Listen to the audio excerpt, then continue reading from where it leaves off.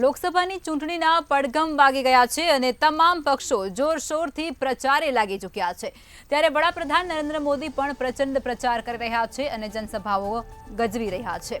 આજે વડાપ્રધાન નરેન્દ્ર મોદીએ જમ્મુ કાશ્મીર અને રાજસ્થાનમાં જનસભાઓને સંબોધી હતી, જેમાં જમ્મુ કાશ્મીરના ઉધમપુરમાં ચૂંટણી રેલીમાં પીએમ નરેન્દ્ર મોદીએ રાહુલ ગાંધી અને લાલુ પરિવારનું નામ લીધા વગર તેમના પર નિશાન સાધ્યું હતું અને વડાપ્રધાન મોદીએ વધુમાં કહ્યું હતું કે જમ્મુ કાશ્મીરને પૂર્ણ રાજ્યનો દરજ્જો અપાશે અને પેઢી દર પેઢીનું શાસન પણ હવે ખતમ થશે। તો પીએમ મોદીએ રાજસ્થાનના બાડમેરમાં બીજી ચૂંટણી રેલી યોજી હતી। અહીં તેમના દ્વારા આરોપ લગાવવામાં આવ્યો હતો કે ઇન્ડી ગઠબંધનના પક્ષો દેશમાંથી પરમાણુ હથિયારોને પણ ખતમ કરવા માંગે છે। તો હવે ચૂંટણીનો પ્રચાર પણ પૂરજોશમાં શરૂ થઈ ચૂક્યો છે। વડાપ્રધાન પોતે ખુદ પણ હવે પ્રચારે લાગી ચૂક્યા છે। અલગ અલગ રાજ્યોમાં તેમના દ્વારા રેલીઓનું આયોજન કરવામાં આવી રહ્યું છે। જમ્મુ કાશ્મીરની અંદર તેઓના દ્વારા આજે એક રેલીનું આયોજન કરવામાં આવ્યું હતું, ત્યાં તેઓએ જનસભાને સંબોધિત કરી હતી અને તેની અંદર પક્ષનું નામ લીધા વગર વિપક્ષ પર આકરા પ્રહારો કર્યા હતા। સાથે જ તેઓએ રાજસ્થાનમાં પણ એક સભાને ગરજાવી હતી, ત્યાં પણ તેઓએ પ્રચાર કર્યો હતો અને તેઓએ જણાવ્યું હતું કે હવે કાશ્મીર છે તેની અંદર પણ વિધાનસભાની ચૂંટણીઓ યોજાશે। લોકસભાના જે ઇલેક્શન છે તેનો પ્રચાર જે છે વડાપ્રધાન નરેન્દ્ર મોદી દ્વારા પણ કરવામાં આવ્યું છે અને સાથે સાથે જ ભાજપના સ્ટાર પ્રચારક તરીકે વડાપ્રધાન નરેન્દ્ર મોદી જે દેશના અલગ અલગ રાજ્યોની અંદર તેનો પ્રચાર અને પ્રસાર કરી રહ્યા છે। બાડમેરની અંદર પણ આજે તેઓએ પોતાની જે જંગી જાહેર સભા છે તેને સંબોધન કર્યું, જેની અંદર તેમણે કોંગ્રેસને આડે હાથ લીધા હતા અને તેમણે કહ્યું છે કે રાજસ્થાનની અંદર જે 25 સીટો છે તેની અંદર વધારે મતદાન જે કરવામાં આવે અને સાથે મતદાન શું કામ કરવું જોઈએ તે માટેના જે કારણો જે છે તે પણ તેમણે કહ્યા છે। વડાપ્રધાન નરેન્દ્ર મોદીએ કહ્યું છે કે જે પ્રમાણે વિકાસ જે આગળ વધી રહ્યો છે, આજે વધતો વિકાસ જે છે તેને અવરોધ કરવાનું કામ જે છે તે કોંગ્રેસ કરી રહી છે।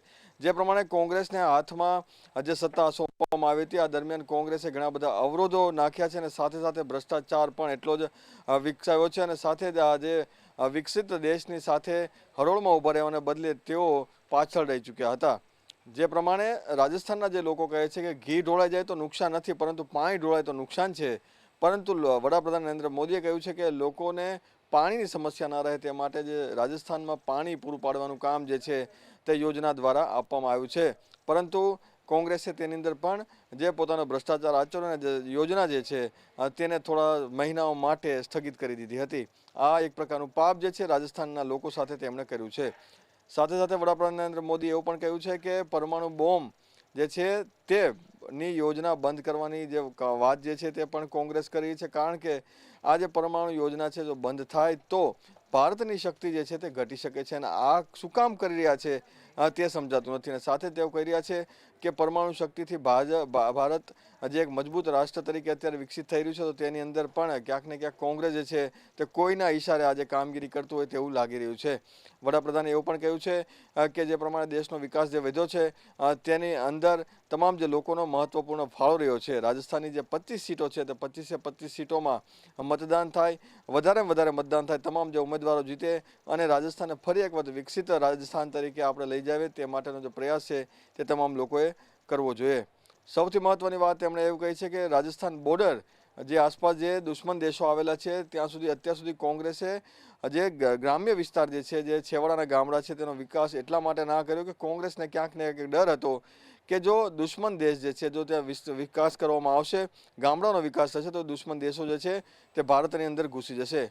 પરંતુ કોઈની મજાલ છે કે ભારતની અંદર ઘૂસી બતાવે। બાડમેરની બોર્ડર છે તેની અંદરથી એક પણ દુશ્મનનો જે વ્યક્તિ જે છે તે ના ઘૂસે। અમે જે છેલ્લું ગામ છે, પછાત ગામડા છે, તેને અમે પ્રથમ ગામ તરીકે ઓળખીએ છીએ અને ગામડાઓ જે છે તેનો વિકાસ થાય તે માટેનો જે પ્રયાસ છે તે ભાજપ સરકાર કરી છે અને તમામ જે લોકો છે તેમણે તેમાં સાથ આપવો જોઈએ। વડાપ્રધાન નરેન્દ્ર મોદી જે 10મી વખત આ એક મોટી સભા છે તેને સંબોધન કર્યું હતું। અગાઉ પણ તેમણે બાડમેરની અંદર જે અલગ અલગ સભા છે તેને સંબોધન કર્યું છે। હજી પણ આગામી દિવસોમાં 2 થી 3 વખત તેઓની સભા જે છે તે રાજસ્થાનની અંદર થાય તેવી પૂરેપૂરી શક્યતા જોવા મળી રહી છે। હવે વડાપ્રધાન મોદી પણ ચૂંટણી પ્રચારમાં લાગી ચૂક્યા છે, તેમના દ્વારા પણ પ્રચંડ પ્રચારની શરૂઆત કરી દેવામાં આવી છે।